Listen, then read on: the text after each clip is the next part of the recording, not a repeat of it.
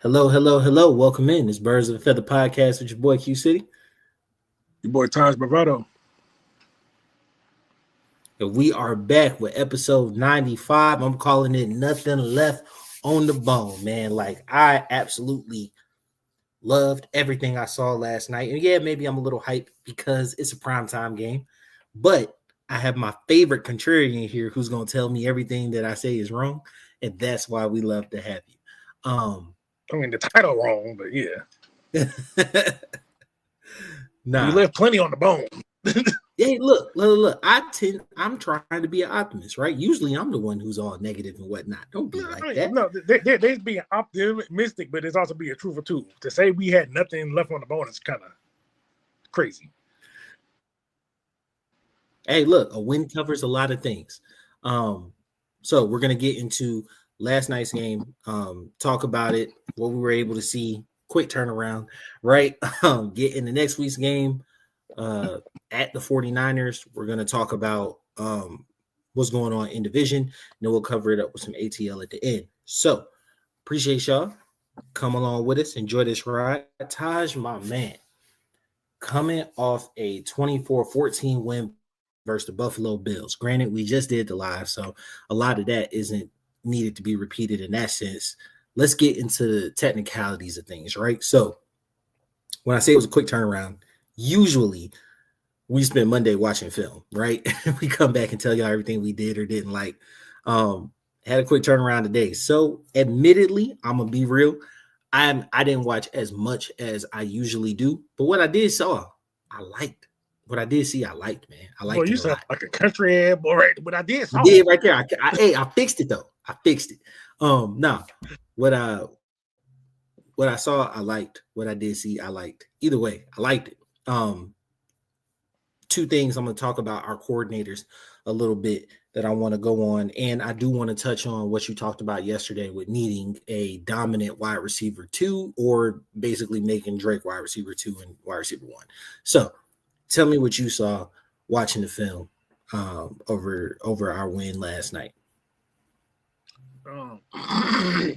So this was kind of like a flashback. Well, not a flashback, a callback to last episode where all Logic No Emotion had mentioned which one of the edge rushers we had liked. Obviously, we both prefer James Pierce, but you went on to say that Jalen Walker's not really doing much or whatever. He must have heard you, because that motherfucker went off yesterday. He popped like one play. He didn't get any sacks, but like he was constantly in the face of Josh Allen, driving back their best lineman. Hold on. Before you go too deep, super disciplined on his rush lane. That was James Pierce's issue. But I'm saying I didn't see him out of position. Look, I couldn't count once. Like I couldn't count. That was James Pierce's issue, not his. Yeah, that was like, it was refreshing to see, like keeping him in the pocket by saying like super disciplined on his rush lane. All right, yeah. Go ahead. He popped, like, and if this is a building block game for him, then the sacks are going to come. Because the Bills is probably the best O-line that we've seen all year, and we got the Josh. I mean, he'll look very uncomfortable. We may see him take the cape off. What's it called? So we have 4 sacks. I counted 7 hits and multiple rushes. Yeah, Josh will be happy if he never seen that red helmet again.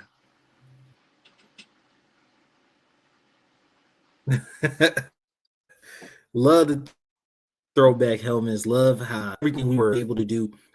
Zach Harrison, of course, he had the splash play at the end. He was just part of an overall concerted effort to keep Josh Allen from breaking contain, keeping his rushes super limited. I want to give Zach a lot of credit for that last play, because he got washed down on that play. He was on the ground before Josh broke out. He got up and made the play. Like D'Angelo Malone, much maligned, came up with an interception. And he's been a broke right twice today. Hey, look, I was surprised he was on the field, to be honest with you, boy. Like, I was like, shit, boy. D. Alford had a career game yesterday. An interception, 1 sack, 4 tackles, 6 solos, and 3 pass deflections. Like, boy was balling. Boy was absolutely balling. One of the things I said on the after game live immediately, I said that they kind of picked on Mike Hughes. 1, that was the only place they could go, and 2, he didn't allow a whole bunch, right? Like, overall, our pass defense held up pretty well. Absolutely. Now, there's one thing I've noticed. I feel like, and it wasn't like a huge issue throughout the game, but it's like maybe it's because Watts is so similar to Jesse. I feel like Jesse might be rubbing off a little too much in the negative ways. To like, I need you to stay on your responsibility, because like after going back and looking at the film, initially I thought it was Jesse Bates watching it live, but it was actually Xavier Watts who was out of position on that first pass. But he was kind of in a position to where he had to pick and choose, and Josh was pretty much basing off of him. Because if he goes high, he gives up the crosser. I would rather you give up the 20-yard crosser than the 45-yard bomb. So hopefully he learns from that going forward. He's a young player, so he has time. Under most circumstances, yeah. Yeah. And then like this is a statement win by name. But the Bills could be fool's gold. Yeah. Okay, so I wanted to get into that a little bit, right? Dang, that was my third point. We can move it up.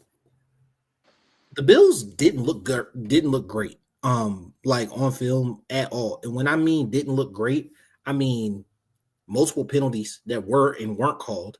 I came on here and gave Joe Brady a bunch of credit for like his route concepts and his ability to like almost scheme guys open. And granted, they don't have a bunch of playmakers out wide, right? They kind of receive by committee. But like there was one route where literally guys were bunched up together and ran into each other. But for a good bit of the night, it seemed like it was kind of 1 Mississippi, 2 Mississippi, Josh makes something happen. Now let's start to get open and play playground ball, right? Mm-hmm. And like I saw multiple times throughout the night. And even 2 of Josh's like highlight plays were break contain plays, right? Where he kind of scrambled in the back for a little bit, found somebody who wasn't, who kind of broke off their route. I have no problems admitting when I'm wrong. That's not a great offensive coordinator. Like, that's not a great offensively coordinated team, right? The person I would compare it to in this regard is Russell Wilson, right? And what I mean by that is Russ's offensive coordinators almost never got head coaching jobs, right? And a lot of it was viewed as the fact that, like, Russ was just making things happen, right, when it came to throwing the ball, rather than it being a precision, highly executed, great designed offense. Joe Brady has shown that over the course of these last 15, 16 games. Last night was not one of his best nights. And then on the defensive end, we have somebody special. And that does have a lot to do with it, right? Like, Bijan looked great on film. Just like however good you think he looked in the game, looks better when you watch it in replay 3 or 4 times, right? Like, he looked amazing. But like their 4 wins were against teams that at best could be called offensively challenged, outside of, like Baltimore. But even then, it took some like weird stuff happening for that game to fall the way that it did. And so, yeah, I could see where it's like, are they really as good as that 4-0 record told at the beginning? Yeah,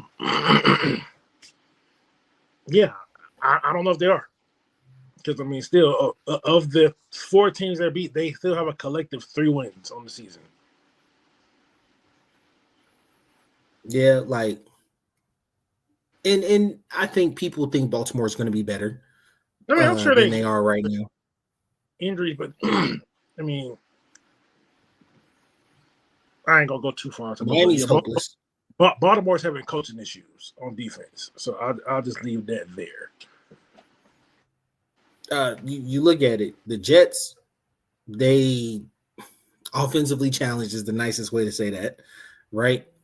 The Saints, they got their first win versus the Giants, but it took them a while. The two teams you've lost to have been the Patriots, who look like a decent to good team, and the Falcons, who are a decent to good team. And so, is that your tier, right? Are you just and part of being a good team is winning the games you're supposed to win, right? Yeah. That's part of being a good team. So, like, you do win the games you're supposed to win, but like, are you able to rise to the occasion against a good team? So right? I feel like the Bills are closer to our level than they are like the upper echelon that everyone tried to paint them out to be. Because like going into the season, everyone made it seem like the Bills would completely outclass us in every aspect of the game. And given they had injuries, but so do we. It's part of the game. So I don't want to hear the injury excuse because they didn't have Dalton Kincaid. We didn't have Darnell Mooney. So, but we still handle business. So, like the Bills roster is it's not what people hyped it up to be. Now, I did want to get into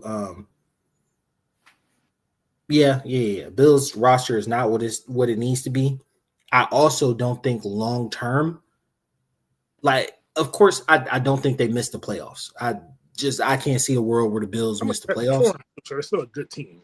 Yeah, but I don't see them and the Patriots for a division is going to be a real thing this year. That's going to be a real thing this year. I think it looks like. And then he also and I honestly I do. Oh, go ahead.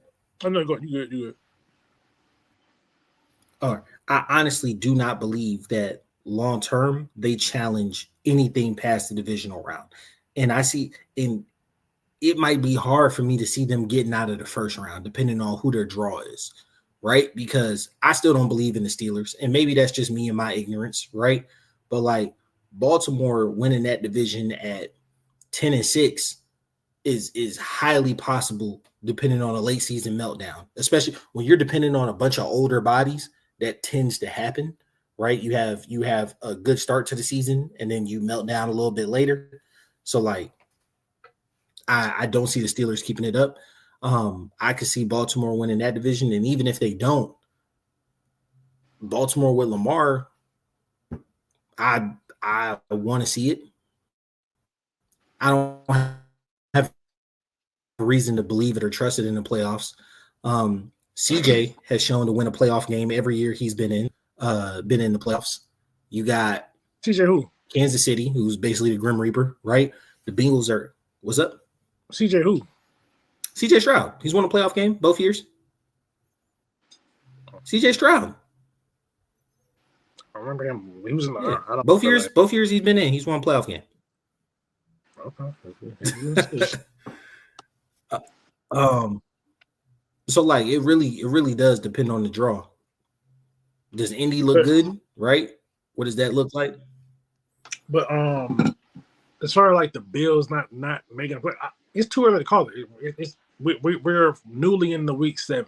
Like the league is still in its the season is still in its infancy. Like we have no idea how things could turn out because teams typically tend to get better as the season goes on.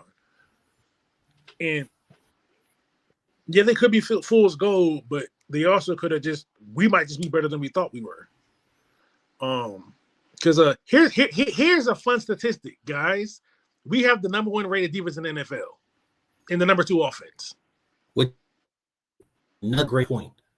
Number 1 overall defense, it actually looks like it don't matter how much they put. Yeah, so it's like this is the best defense that the Bills have seen all year. So like we got to give ourselves some credit to not discredit what we have done. It could have very well just been us. But like the league this year is a little weird in terms of some of these teams' records so far. But I mean, it's still early. You know, the bottom could always fall out at any time for anybody. So,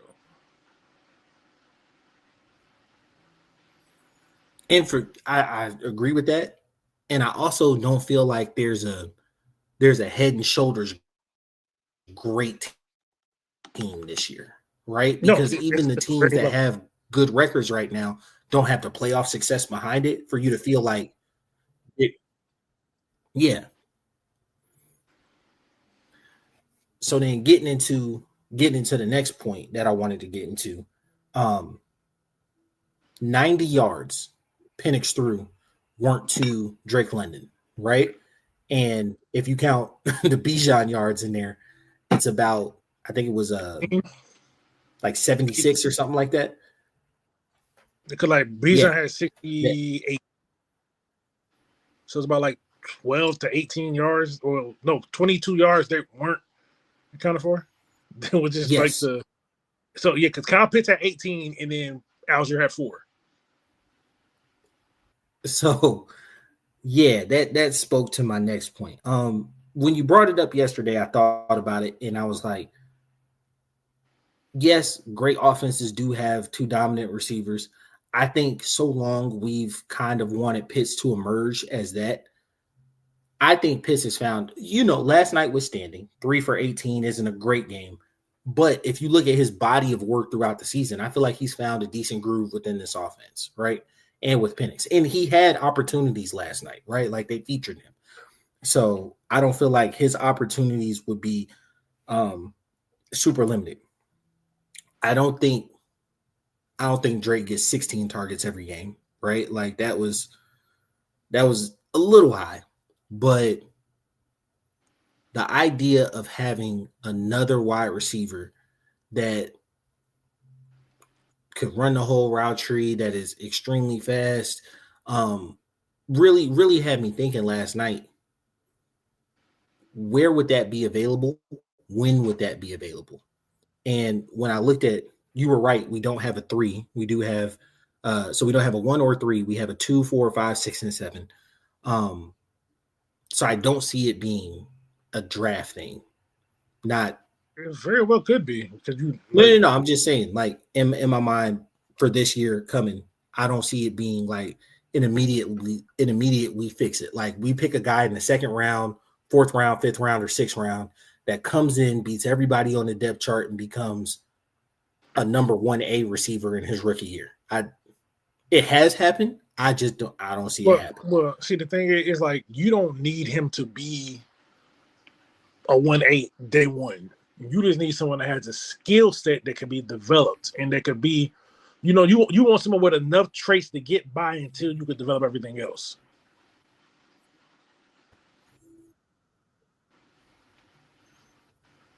No, absolutely. Absolutely. I agree, right? Like you want the skills, you want the traits. So I don't disagree there.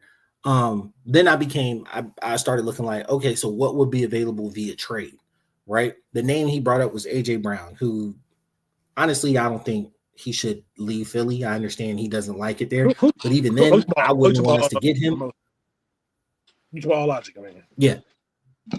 I wouldn't want us to get him. Contract wise, age wise, it just isn't necessarily what I want to do. Of course, they're not letting go of Jamar Chase, but what you're really speaking on is the fact that you want a prototypical height, weight, speed guy. And the name you brought up was like, dang, that's 2 years out. But that is prototypically what we would want, is somebody like Jeremiah Smith. You call Drake London and over a souped up Mohamed Sanu, right? And I was like, that's rude, right? But it did make me think about like size, body type. And it made me think of a different wide receiver, Michael Jenkins, right? And the thing is, Michael can go though. Mike can get it in the open field, right? He can get it in the open field. It made me think of Roddy became the alpha, right? And then Julio became the alpha. And if you take it all the way back to like Peerless Price, we've always kind of overdrafted receivers to take over receivers. And I don't think that somebody like Jeremiah Smith would be the worst thing in the world to go ahead and get him in. Like you said, has the skill sets, has the type. He wouldn't be the ultimate alpha receiver on day one. I still think Drake gets a good bit of those routes. But he brings such a different dimension to your offense. And similarly to Julio, the year that we drafted Julio, we moved from 22 to 6, right? Jeremiah's not available this year. We don't have one this year. That's not a problem. I would not, it wouldn't surprise or shock me if we start to stockpile talent for a draft 2 years out from now. Because even if it's not Jeremiah Smith, somebody like Ryan Williams, right? Who, of course, he's not as prototypical size as Jeremiah Smith, but can run the whole route tree, has elite speed, good ball skills. You might have been on to something here. When you said it yesterday, I think I balked at it because I do view Drake as the number one receiver. I think he can be an engine to your offense, right? Yeah. Like he had almost 1,200 yards last year. After yesterday's game, he's on pace for another 1,200 to 1,300 yards this year. He looks good. He can, like, he fights for extra yards. He's the type of player you want, right? But I think he does need a compliment, and he needs a compliment better than Mooney. And we are a Casey Washington fan cast on here. My boy did not look good last night. He didn't look good on film. He didn't look good when the ball was thrown to him. It was he not has some good blocks. He has some good blocks. That's about it. He has some good blocks. He sprung Bijan. But if you're a wide receiver and that's the highlight of your tape, and you actually had balls thrown at you, that's not good. That's not good. But what do you have on that point? I mean, yeah. We talking about the receivers, right? Yeah. Yeah. I mean, that's my dream. I don't think it actually happens, but hey, Julio was my dream when it happened too. So, exactly. Everybody was like, how'd the Falcons pull off Julio? But a couple things had to happen. Julio had to slide to 6, right? We had to have somebody to play ball. Jeremiah Smith, does he slide past 2? You know what I'm saying? Like, it's a lot of things can happen. I mean, more quarterbacks can come out. 2027 looking like a quarterback draft. So that's what I'm saying. More quarterbacks could come out. It could. Of course, there's going to be a D lineman up there. It could get wicked, right? It could get crazy. So, like, I think that's just something to keep an eye on. But I definitely think that we're in the market for a high-end wide receiver. I think what I saw last night, I saw on film, and it made me think back to multiple games that we played this season, is that this offense has to be unlocked by a certain measure of speed on the outside that we currently just don't have. Yeah, we don't especially have with Mooney being hurt, right? Especially with Mooney being hurt. So, like, because it's like people probably gonna take what I said yesterday and be like, "Oh, it's like no, I don't." It's just the offense is kind of capped at what it could be with Drake as your alpha. Yeah. Just like, well, I don't think it's capped with him as your alpha. I think without, I'm talking about, like, in terms of explosiveness. Yes, without other elements of speed around him, there was a point. There was 2 drives in the game, right? So, like, that first drive was 5 plays, right? I'm talking before you even cracked open your first beer, they scored, right? Yeah. It was quick, it was explosive down the field. It was primarily made by the running backs, though, right? Like, Drake had a big catch on that, but it was primarily by the running backs. Bijan's long run, running back driven, right? The one drive, and then, he had the yak play, but the one drive where he was primarily featured as like the primary point of offense, and it wasn't completely driven by Bijan, which it wasn't a lot. That one ended in the block field goal, right? It took a good bit of time off the clock, but it ended in a block field goal. And I think that's kind of paramount to what the offense is going to look like with him as the primary focal point with no other true speed options on the outside, because Pitts is super fast, but like you've talked about multiple times, it takes him a minute to get going, right? Longer developing routes. Or you get him the ball close to the line of scrimmage and hope he can make a play, right? Hope he can break one. They did that multiple times. 2 of his 3 receptions were screens. I wish he could have kept that feet on that last one, though. I wish he could have kept his feet, because I feel like he could have got some good yards on that. Could have made something happen. But like it does like bring to the fact that like off the line, there's your safety. The safeties are cheating, right? The safeties are cheating. You're not going to beat us deep. You know what I'm saying? So like I'm going to force now. Looking back at the film, because we haven't talked about my boy yet. Looking back at the film, there were some wide open throws, and he hit those, and that's his job. And you get cookies for doing your job. But they asked Penix to make some tight window throws, and he almost had the pick six. I get that, but he made a few. He made a few piercing tight window. Was up that touchdown throw? Yeah, the touchdown throw where he posted them up. Like he made several really, really good tight window throws on multiple levels, right? Well, on first and second levels. He didn't. The one thing I will say is last night, there was not really a challenge deep for really the entirety of the night. But he was able to matriculate the offense down the field, to use John Madden's words. You know what I'm saying? Over the course of the game, he had complete command and control of the offense. Granted, Bijan's going for 238. That helps things, right? Your defense is playing lights out. That helps things. But I heard a couple national sportscasters today, and it's something that, you know, you don't think about in the moment. But this season, every quarterback that was drafted in the every quarterback who was drafted in the first round last year has already had a primetime game this season, right? That's one. Last night, 3 of the 6 quarterbacks had a primetime game, right?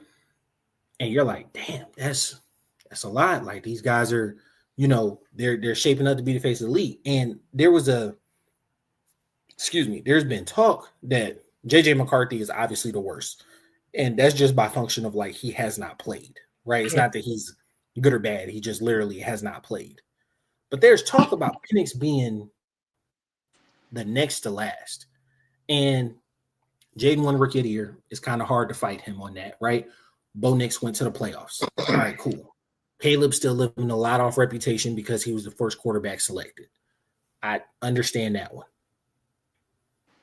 But to say Penix has low upside or the inability to like command a high level offense is stuff that just like there's no way you've actually been watching him operate over the course of the past. The thing is, they haven't, because he's only played in 7 games. I think 3 of which have been this is the 8th 3 game. Of which have been primetime games. Yeah, he's only primetime. He's only played in 8 games, so like we still don't know what he is yet. But just since we're here, I was having this conversation. Like if I had to rank where I think they will be, I think Penix could, at worst, I think he's going to end up being like the 3rd or 4th quarterback, the 3rd or 4th best. Like I think Drake May's going to be number 1, Daniels is going to be 2, and then 3 or 4 you pick between Caleb and Penix. I think Bo's probably 5, and then JJ's probably 6.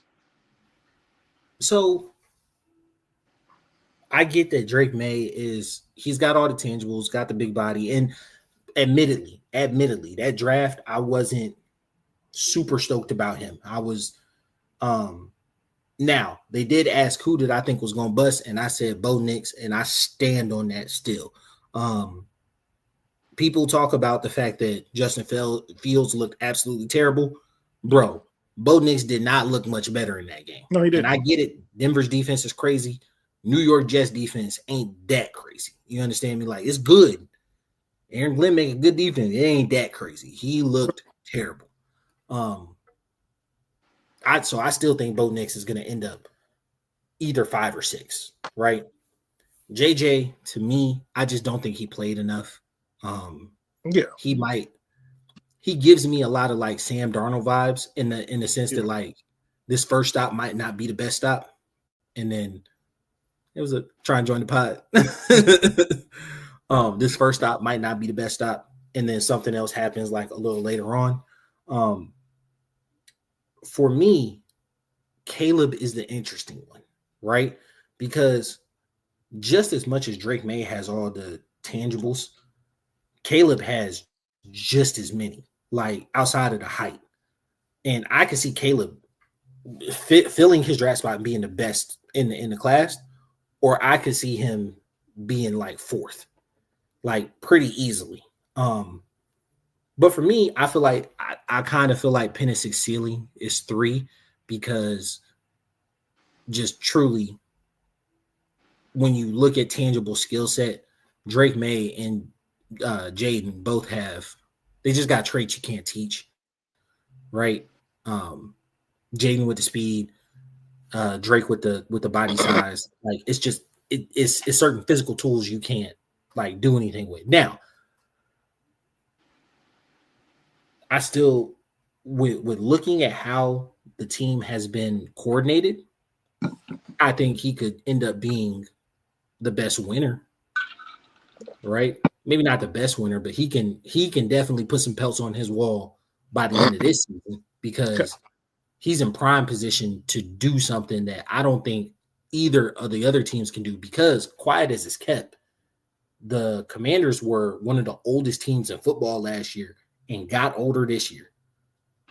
And you already see it in the wide receivers, in the breaking down on the defensive end. Like the Commanders are not going to be as good this year.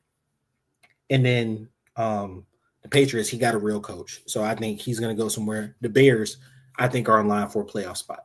So like I think those 4 are the actual microcosm of the class. And I know Bo Nix made the playoffs, but I feel like those 4 are the actual microcosm of the class. Yeah. I do think Penix does have the best arm talent. And I think I can see a path to Penix being like a Matt Stafford quarterback. Like in that mode of quarterback. Just maybe a little more athletic, but I see him being in the Matt Stafford thing because like I was even watching the mic'd up of him today. And that's probably a good one. If you like mic'd up, y'all should probably watch that one. But I was watching and he was just talking about he can't wait till he get to that Matt Stafford level of like, you know, because Matt Stafford had this thing where he'll look at you dead in your face and then whoo, other way. But Matt Stafford did that because 1, he had complete command and control of the offense cerebrally. He had the arm to do it. And then 3, he ain't the fleetest of foot, right? But and like that does match Penix. That matches Penix. Ain't got nothing to do with the cerebral part as much. It's just like because like he just look. It just trusting stuff is because he's able to look you off like, all right, I'm gonna hit this dude wherever. I know he's coming right here. I'm just gonna wait. Yeah. I was watching the Stafford mic up. He looked dead at the dude, threw a touchdown behind. He said, "Don't look at me. Don't ever look at me. Don't look at me. Don't ever come look at me." I'm like, all right, man. Yeah. That was cool. I ain't gonna lie. That was cool. That was funny. But yeah, I do think. No, he doesn't have. He doesn't have the physical skills that those guys have, but I do think he'll definitely end up holding his own in this class. Yeah. Well, and the thing I don't think it's not that he don't have the physical. I just don't think that's his game. I think he has the ability to do that if he wanted to. It's just the knee injuries probably make him a little. He's like, I don't got to do that. I'm just gonna play quarterback. I'll run if it's there, but best ability is availability. And Drake catch that. Hey, pitch catch that. Hey, B9, take that by 70. He done took them knee braces off. You know what I'm saying? He's still wearing one of them. He's still wearing one? He's still wearing one. It's on his right knee, I think. Whatever his plant knee is. So probably right knee, I think. Yeah. It's just whatever his plant knee is the one he wear it on. Because when he rolled out, I was like, "What the knees looking slim, boy? You ain't got." Yeah, he's still because I think Matt Ryan even did that. I think it's mostly like a precautionary thing. Most quarterbacks wear a brace on their front leg. Um, and then the last point that I had, or you had a point that you No, wanted to make. I got all my points. All right, the last one I wanted to make was the one and done aspect. Unless you've been living under a rock, if you've been following the team for any point in time, you know Zach Robinson is a old Oklahoma State quarterback. That job is open, and they are making no qualms about the fact that they are actively recruiting him. He is part of their coaching search, right? The state of college football, and no, this isn't a college football show, but they do intersect. So the state of college football and the recruiting that like cycles that it falls into does dictate that like around Thanksgiving, maybe if you push it 2 weeks before Christmas, you need to be on campus picking your staff. Like if you're a new coach, you need to be on campus picking your staff, because most times if you wait until the offseason, the college football offseason, not even the NFL offseason, the college football offseason to pick your next coach, you've lost the whole recruiting cycle. And you put yourself at like serious risk for the winter transfer portal, and then even more risk for the spring transfer portal, right? You've got to be able to field a team. And if you look at like, there's two examples that are at kind of like low major schools. So the guy at Indiana, he came from Old Dominion. When he went to Indy, he came at the end of the season. He basically took the whole Old Dominion roster, right? And if you look at that team, they still damn near haven't recovered. Yeah. And so I think, and Georgia State went through something similar when their coach got fired and they didn't hire a replacement till end of season. So I think in this new college football landscape, with the transfer portal being the way it is, and they haven't changed the rules, it's necessary to get somebody on staff, at least your head coach, so he can start building his staff 2 weeks after Thanksgiving. With that being said, it's like a week 14. Like that's smack in the middle of the season, bro. Like that's, I'm not gonna lie to you. Coaching at your alma mater and being a head coach is super attractive. And before Kurt got hurt, he was coordinating a really good offense. This year, since he's came out of the booth, he's coordinating a really good offense, right? And you can nitpick it, say it's like Bijan driven, or like Penix is, they're relying on Pistol a little too much, whatever, blah, blah, blah, right? If he keeps this up over the course of the season, is there an opportunity for a head coaching job in the league? I think there's a couple names ahead of him, right? But is there a possibility? Maybe. But it's almost a known quantity if he wanted to go to Oregon, if he wanted to go to Oklahoma State. What are your thoughts on whether or not Z-Rob actually finishes the season with us, or we lose him because like there's a handshake deal and we lose him at the end of the season to Oklahoma State? I mean, it's never not zero. But like, I don't think he would leave us in the middle of the season. I think he would want to finish out whatever he has going on with us at least this year. But I mean, I definitely feel like it'll be a handshake deal where it's like you're the coach, but we're just not. I mean, if ever could, he can go ahead and go through the process of setting everything else up. Say, I'm sorry, I didn't catch it. No, just he can go through the whole process of like setting everything up. But I don't know.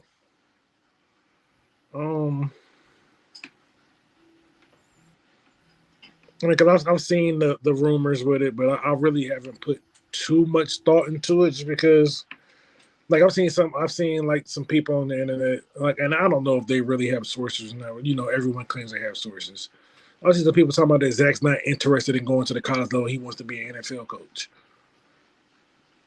I would like to see him stay here for at least maybe another year, but I mean, if he can continue what he did the past 2 weeks offensively, he's definitely going to get some more looks. It may not be Cosby we have to worry about. It could be the NFL. But I do think we're on borrowed time with Zach. And to even go to the other side of the ball, I think we're on borrowed time with Ulbrich. All right, so that was my next point, right? So it would have been 2 and done with Zach. I think it's 1 and done with Ulbrich. Like he's completely transformed his unit. Like the energy is different, the attitude, everything. Like when he say fast and physical, he mean it. But I also look at when Saleh was let go last season, right? Like the Jets defense didn't break a sweat throughout the rest of the season. They maintained being a high unit. The offense was terrible, right? Like the defense dropped off after that. I ain't even gonna lie. They felt injuries late. They felt injuries late in the season. But like the defense stayed consistent for a good bit of the year. They dropped down to like the teens. And where were they? There was like a top 5 unit. Ulbrich in his 3 years there, 4 years. I think he was there for 4 years. He called up the defense 3 years. He has 2 top 5 units under his belt. Last year was the worst one. Okay. I mean, obviously, well, that's part of it. And then he comes here, right? Yeah. So like he has. You're once again getting another top 5 unit. Yeah, I mean he has quite the resume on him. So yeah, it's definitely possible that he could be 1 and done. I hope not, because man, this defense is really popping. Like it's jumping off the tape. Like, but then again, one of the bigger things that has changed is that we have people on defense. Like, because I'm a believer when it comes to defense, Jimmy's and Joe's matter than the X's and O's. Mm-hmm. On offense, the X's and O's probably matter a little more.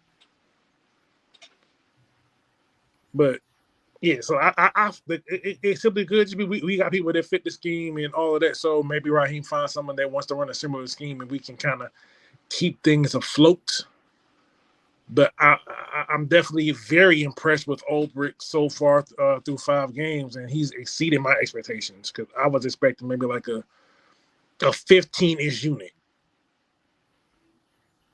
Even, I'm not going to lie to you, even the 30-0 game versus the Panthers, yes, it happened. We're not going to do that again.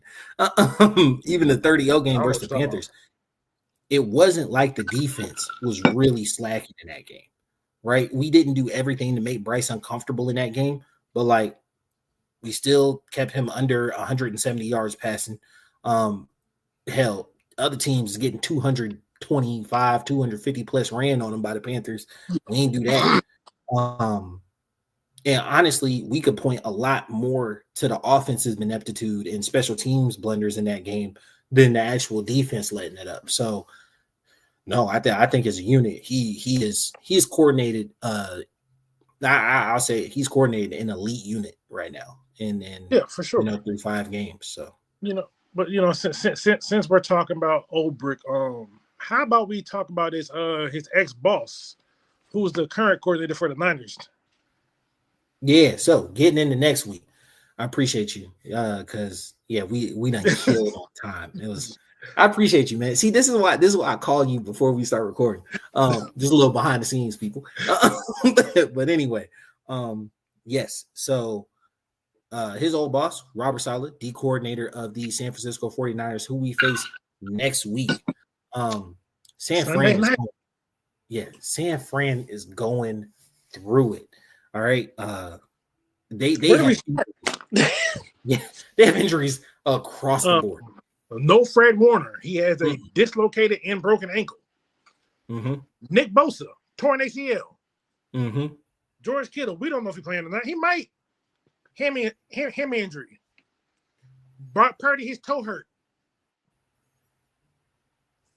Ricky Parasol got an injury. Jawan Jennings has 5 broken ribs and an ankle injury. Mm-hmm. They're held together by duct tape and super glue. I'm telling you, I saw something, and it was like the 49ers are sacrificing players to keep Christian McCaffrey healthy. And I said, boy, it kind of looked like it, Doug. He's the only one. Like, he's it. He is it. And then not to mention Mac Jones. He has an oblique injury and a knee injury. Yeah. Well, Mac Jones is one, I was never super high on him. And two, like, he kind of always got something going on. Anytime he started for a consistent period of time, something's always hurt. Now, granted, a good bit of that could be the Patriots mystique where they always listed somebody on the injury report, but like he always got something going on. Anytime you tried to bet on it, it's questionable, probable. It was just like always. I just say this, but like I don't doubt it. I don't doubt it. It's But he been hooping. For real. He been hooping. In 4 games, he has 1,200 yards, 6 touchdowns, 3 interceptions, completing 67.3% of his passes and a quarterback rating of 93.7. Well, passer rating of 93.7. He been good. Michael McCorkle been balling. As an offense, they hadn't scored below 24 points with him quarterbacking, have they? No. So like, no, actually, they have. They no, actually no. With him playing, they have not. I didn't think so because the Jaguars game, Brock came back and then they sat him back down. Yeah, because he was like, he's not healthy. He has turf toe. He has the same injury that Joe Burrow has. That's sitting Joe Burrow down for 3 months. It's just not as severe, but it's the same injury. Like it's why Dion got to get his toes cut off at his age, bro. Like it's a terrible injury. Dion got blood clots. That's why he had to get them toes cut. But he consistently had turf toe, like again and again. It's not a fun injury. Like I really wish they would call it something different because just calling it turf toe makes it seem like it's just like, oh, that just it don't sound like what it is because like I was watching Matt Ryan talk about it, and Matt Ryan was pretty much just saying like to this day he still has scar tissue from turf toe. Yeah, like, he missed. I think it was 3 games with turf toe in like, was it 20? It wasn't 2017. It might have been 2018.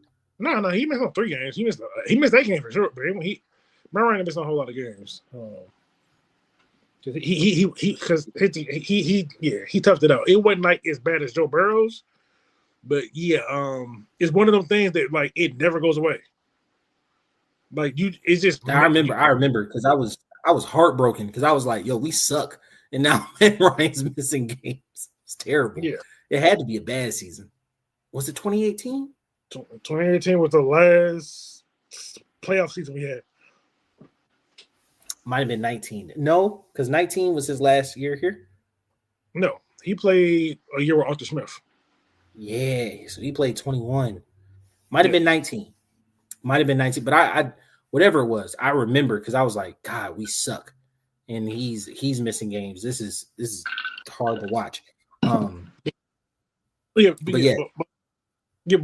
despite all the laundry list of injuries the Niners have, they've still managed to put up a 4-2 record. 4-2, yeah, 4-2. Their only losses: Jags 26-21, and the Bucks 30-19.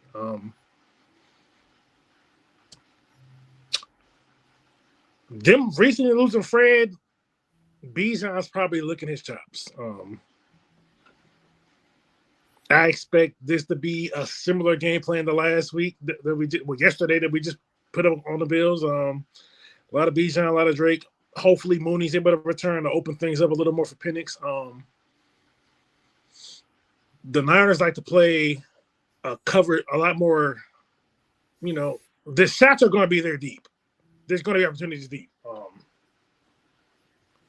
So maybe this could be a Penix game with all of the injuries they have going on. This could be a game where we get to see Penix break out because this will be start number 9 for him. And I will say, Casey didn't look great, right? But Drake in the slot, being a slot machine, and Casey on the outside, it was effective, right? It was effective.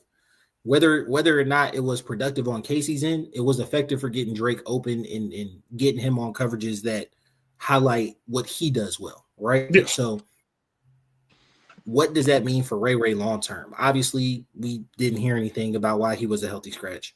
Yeah, all Raheem said is it was just what we wanted to do this week, and he'll be back competing this week. Yeah, and he was happy on the sideline. People circulating that locker room video, you're stupid. Shut up. I'm not gonna give it air. If you saw him on the sideline, he was active, he was engaged, he was part of the team. Sometimes it really just is fit because Ray's not great on the outside.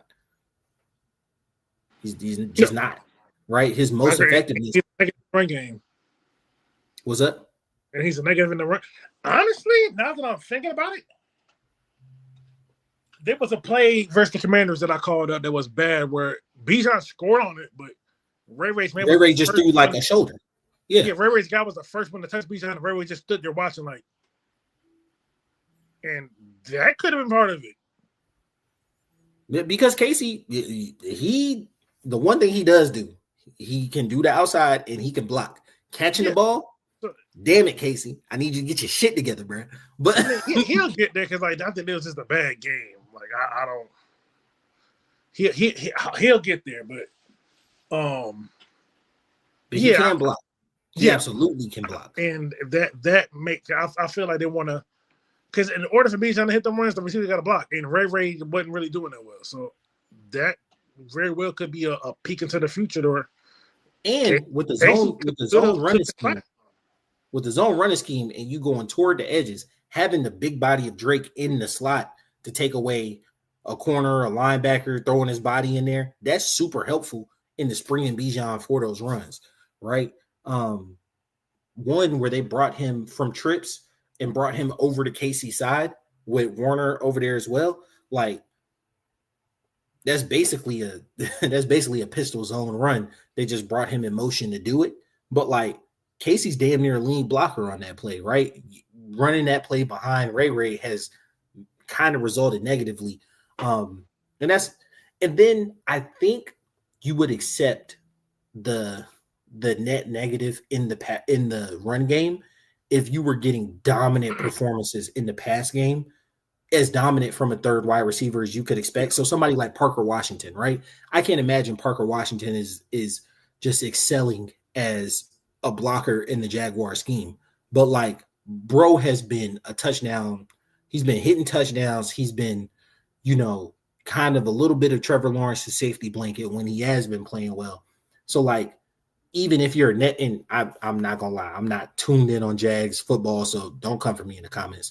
But like, if he's a negative in the run game, you can live with it because of what he's giving you in the passing game. He broke it down yesterday. He's at 6 receptions for like 30-something yards. That's tough. It's just tough. And no matter how you look at it. Yeah.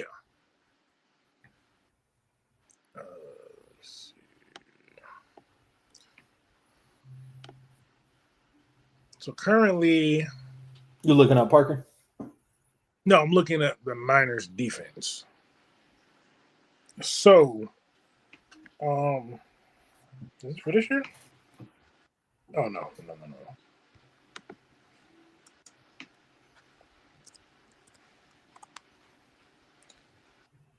Okay, so right now the Niners defense, 15th in total yards, 10th in points, 4th in pass defense.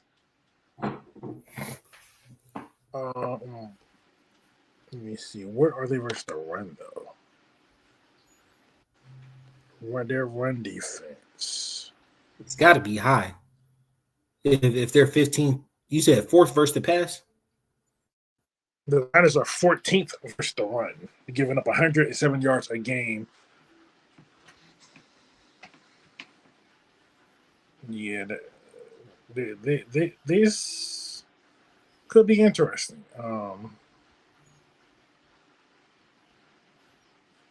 This very well could be interesting. Right, and that was a lot of heavy. I wouldn't necessarily say it was heavy usage. It was only 25 touches for Bijan. I love the fact that Algier can come in and spell him and still give you like decent production. But this may need to be a game where if we do find success in the run, lean on the run, it's a steady switch off, right? Like Algier might touch the ball a little bit more, but as you pointed out, we ran multiple sets. The Niners are 18th. You said 18th versus the run or the pass? Pass. 14th versus the run, 18th versus the pass. They're 15th total. I mean, that lends to Penix being able to eat. Can our wide receiver show up? Is Mooney going to be able to play? Find out on next week on the next episode of Dragon Ball Z. Yeah. I do think we might see a Kyle Pitts game. Because I don't know who's going to cover him. Does Richie Grant try to get revenge this week versus former team? Can he is the question. But yeah, what's your prediction for the week though? So when I look at it, we're traveling west, but it's a Sunday night game. So I kind of feel like that's a wash. I'm gonna be honest with you. I think their offense is gonna click. I think we break our 170 pass streak. So little insight on the betting pod. Person I'm going to bet on is Mac Jones, and I will bet on him to have probably around 200 yards. But overall, 200 yards from Mac Jones, CMC, I feel like we should be able to keep him in check, maybe not in the pass game as much, like a bunch of duck downs to him. I see an overall score, especially after seeing the Bills game, 27-24, Atlanta Falcons.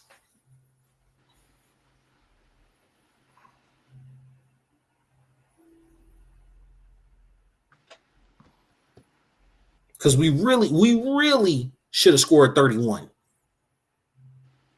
So 27-24. I'm going to go 34-21 Falcons. So up 7. So actually scoring that touchdown, 2 field goals. So 4 touchdowns, 2 field goals to 3 touchdowns. I could. So for me, I see 3 touchdowns and 2 field goals to 3 touchdowns and a field goal, right? Like I'm looking at Bijan. I think we finally get to see like Penix, like maybe get like a 3 touchdown game.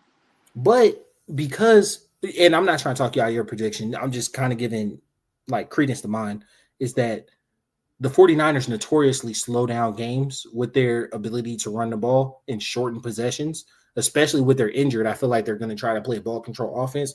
I only see us getting like 8 possessions, right? So like the score on half of those, I feel like is a really good offensive game.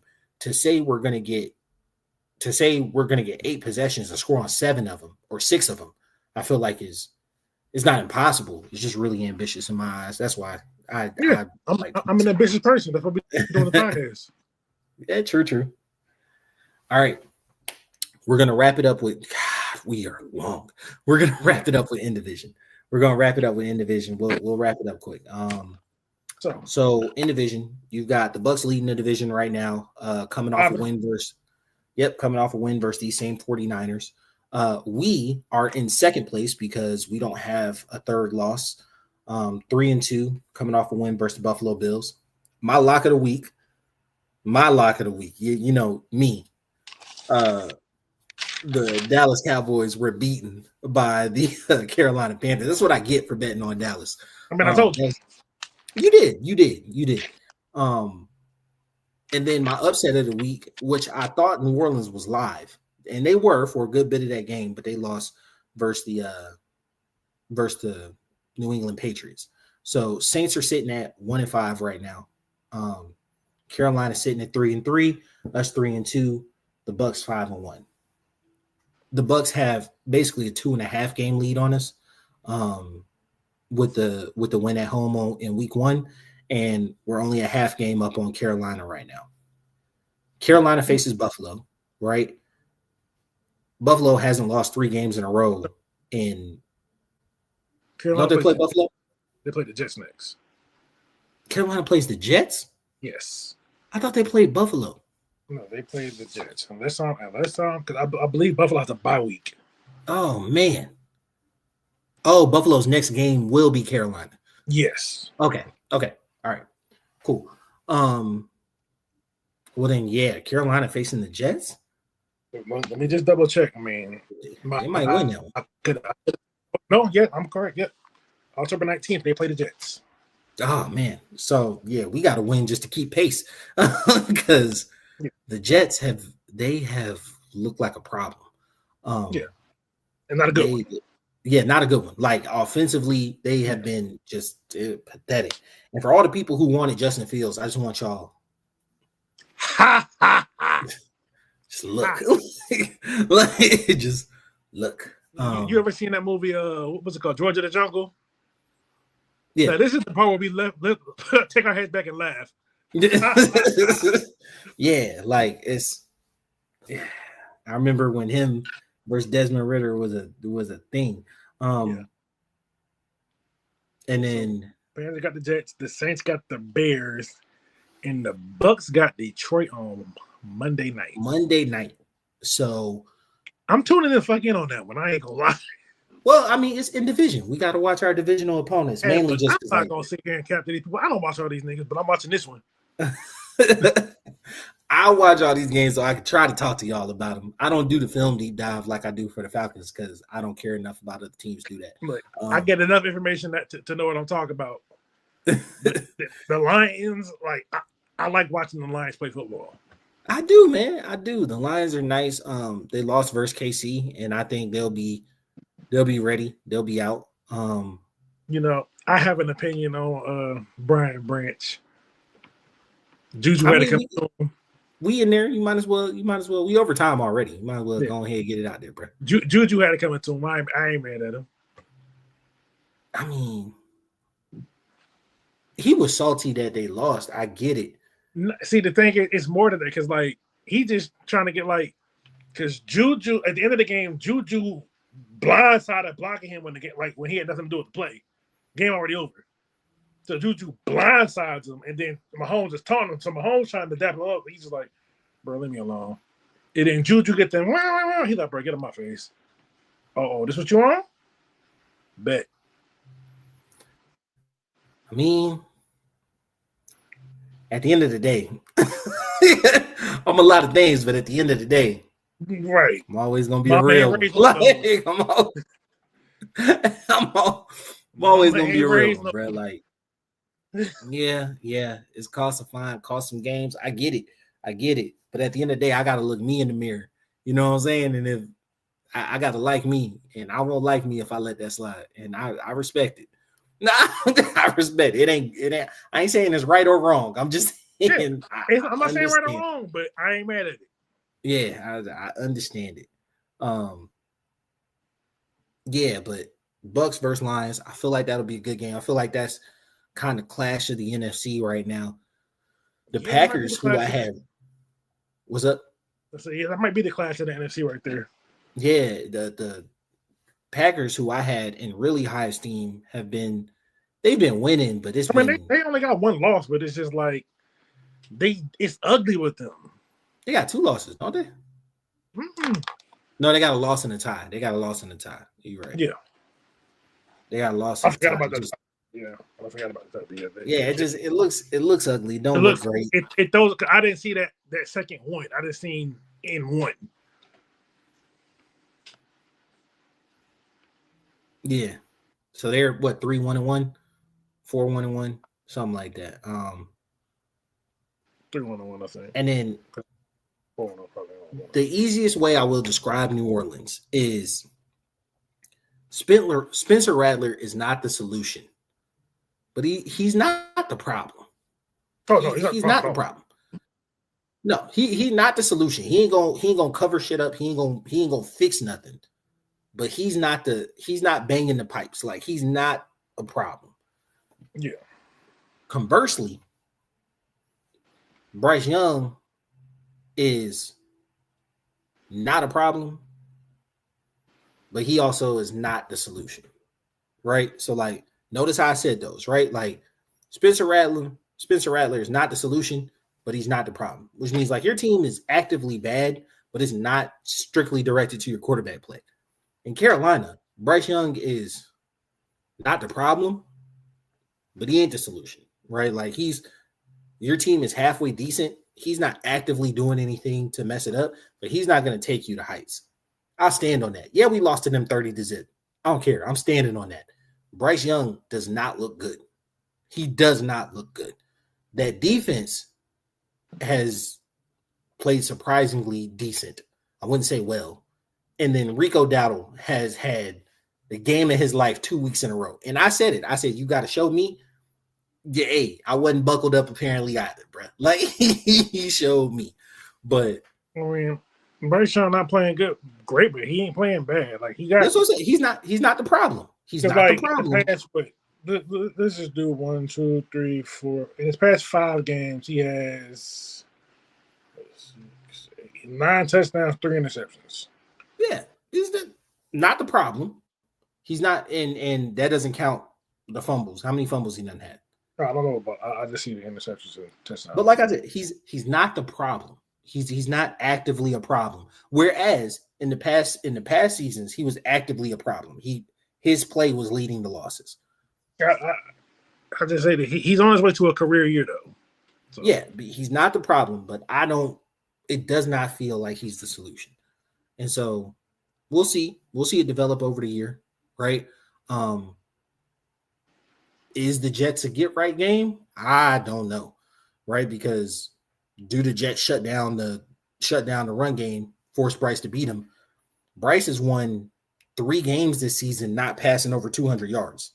Like real Desmond Ritter type shit.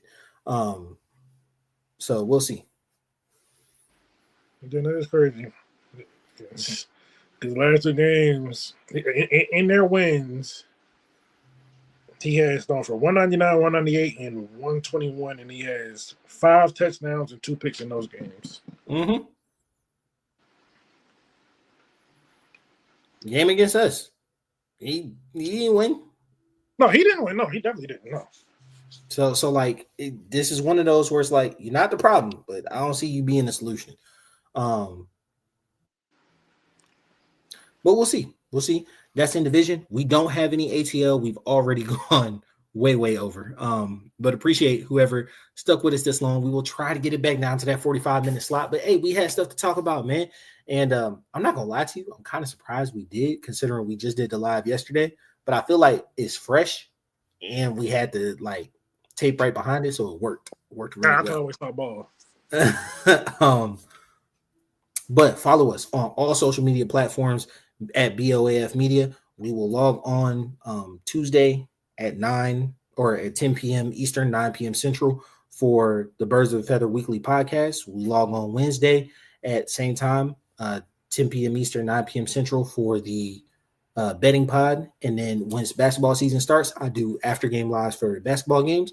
We always do after game lives for the Hawks games or for the Falcons games. So it's been your boy Q City. Oh, follow us on all social media platforms at BOAF Media. Yeah, subscribe to the YouTube. So subscribe to the YouTube. Hit that bell, hit that ding so you know and you're alert when we go live. It's been your boy Q City. Your boy Tyler Bravado. And we out. Peace.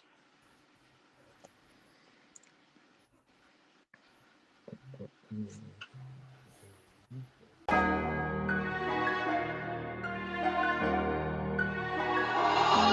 mama, Mo's name.